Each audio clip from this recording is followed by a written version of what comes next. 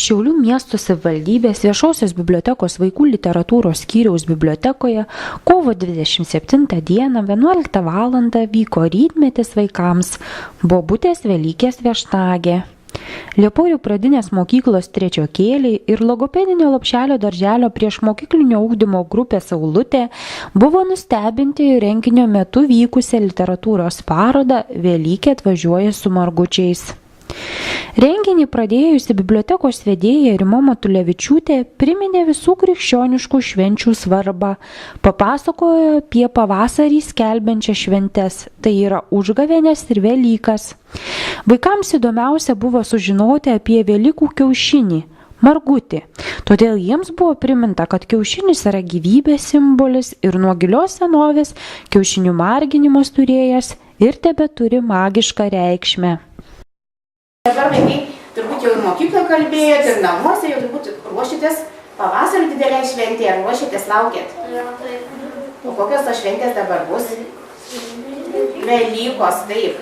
Tai Velykos yra kaip pavasario šventė. Šiaip Velykos tai yra tokia katalikiška viena iš didesnių švenčių. Kalėdos ir Velykos, viena žiemos, kita pavasario šventė. Šita šventė yra švenčiama jau nuo seniausių laikų. Nes žmonėm, turbūt ir jums gal pavosta tos ilgos šaltos žiemos ir jau tas pavasario pirmi daigeliai, lapeliai, paukštelių čiulbėjimas jau mums praneša apie artėjančią pavasarį, vasarą ir žmonės visokiais ritualais visą pasitinka, skatina tą pavasario atėjimą, žadina pavasarį.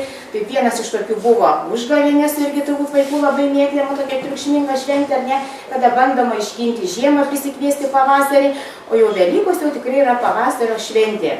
Ir koks pats smagiausias užsiėmimas, dažyti kiaušinius ar ridenti?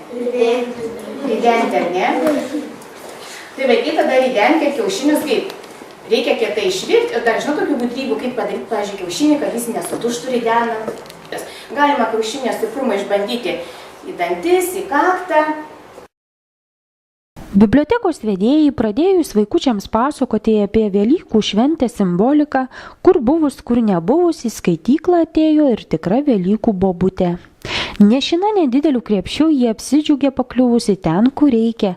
Mačia geri vaikai ir ji jiems plačiau nei bibliotekininkė atskleis apie šią pavasario šventę, papasakos visas Velykų įdomybės.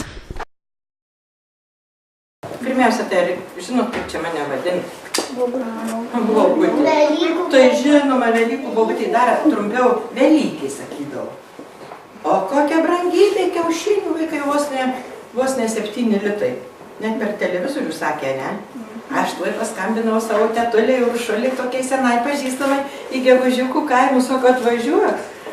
Pas mane ateik, sako, raibutės pridėjau didelių rudų, kietų kiaušinių. Tai aš ir sakau, einu, ką darysi? Kaip jūs manot, aš čia iš daugiabučio? Ne, Velykų bobutė ne daugiabutį dažo. Velykų bobutė dažo kiaušinius miške. Da, kiškiai padeda. Aš turiu tokių fainų kiškių šeimyną. Ir dėduką turiu, bet jau jis nebe Velykų. Jis dabar kiaušinius džiovina ten prie Saulutė. Jis čia turi pasiuntinių, sako, nelabai mandagus buvai, nelabai draugiškas.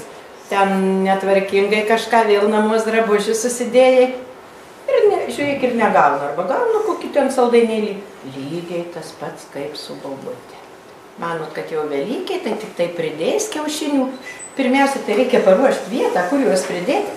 Bobutė vaikšto tada, kada vaikai miego. Vaikai irgi gudrus. Galvai, neužmigsi, va šiandien turi ateiti. Ne. Jau bobutė taip nutaikau tą Velykiai, tą laiką, kad kai vaikas pradeda knort arba sapnuota, tik atneš greitai papt kiaušiniuką. Bet žinokit, ne ant kilimėlio už durų. Ir ne kur nors prie pašto dėžutės. Reikia paruošti listelį. Tokį, galima iš kokių žabariukų, ar iš kokių minkštų visokių tų medžiagų, yra iš kokių plaušiukų, ar iš vatos. Padėti, kad bobutė turėtų kur padėti margutį. Dabar dar toks atvejis. Šeimoje 2 vaikai. Abudu broliai, vienas geresnis, o kitas peštukas biškis, skriaudžia tą mažiuką. Jau mano taip abudu ir gaus. Ne, brolau galva, užrašyta bus.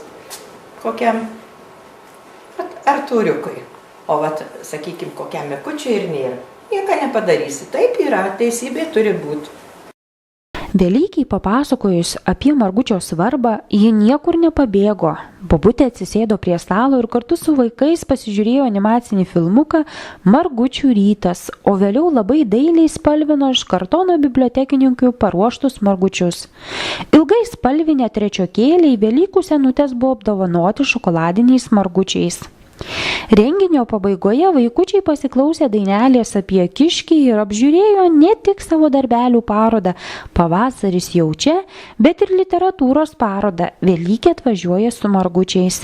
Vaikai atsisveikino su bibliotekos darbuotojomis, žadėdami ir savo tėveliams nupiešti puikias velykinės atvirutes.